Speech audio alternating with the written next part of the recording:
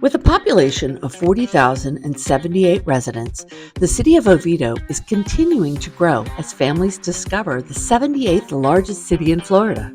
The city's finance department works diligently throughout the year, developing the budget which is presented to City Council for approval. The city's fiscal year starts October 1st and runs through September 30th. Finance has a stringent timeline they work off of to ensure the budget is completed before presenting it to City Council. So let's talk about how the city financially manages all that goes on here. How does the budget come together over the year? Kickoff for the new budget year starts in February and continues all the way to September. On October 1st, the new budget is in effect for the city. Here's how your tax dollars work and how they are used to keep your city functioning. Residential and business tax dollars are divided between the county, city, Oviedo General Obligation Bond, Seminole County School Board, and the St. John's Water Management District. You've probably heard or seen the terms ad valorem and millage. Ad valorem is property taxes based on the value of the property.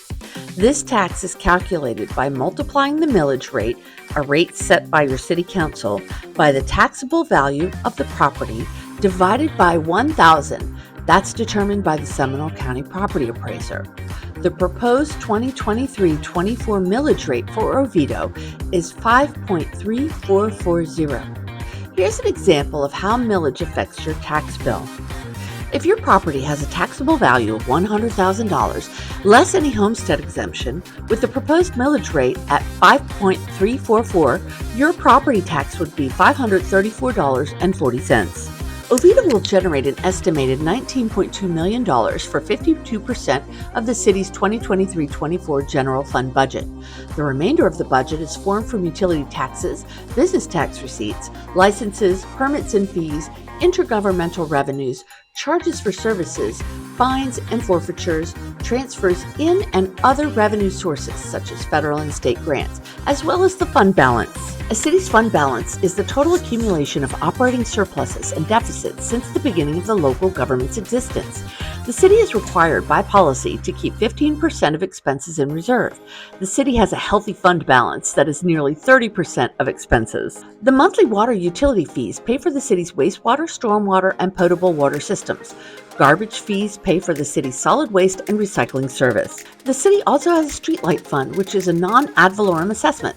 The annual cost for this fund to the taxpayer is $78.13. This pays for the electric cost and leasing for Duke Energy, Florida Power and Light, and electricity and maintenance for city-owned streetlights. This also provides for improvements to areas that need future streetlights. New roadway capacity is funded from three sources: local option gas tax, the third generation 1-cent sales tax, and the transportation impact fees. Road maintenance is funded by the local option gas tax. Large infrastructure projects such as the widening of State Road 426 cannot be funded through traditional means in a city budget. These projects are also funded through the third generation sales tax. In 2014, Seminole County voters approved the third generation penny sales tax referendum, levying an additional 1-cent sales tax on every dollar spent.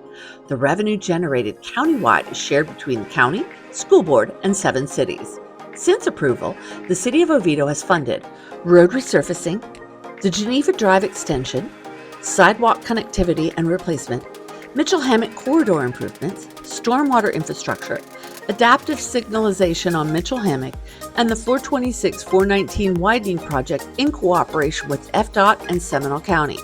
Without this funding, these projects would have not been possible. Let's break down what the components of a budget are. There is a capital improvement section of the budget which constitutes one-time purchases such as land or buildings, investments, and long-term projects for the city. The operating fund goes towards recreation and parks programs, public works, city administration, and public safety. The city's 2023-24 budget will accomplish funding capital improvements and operations.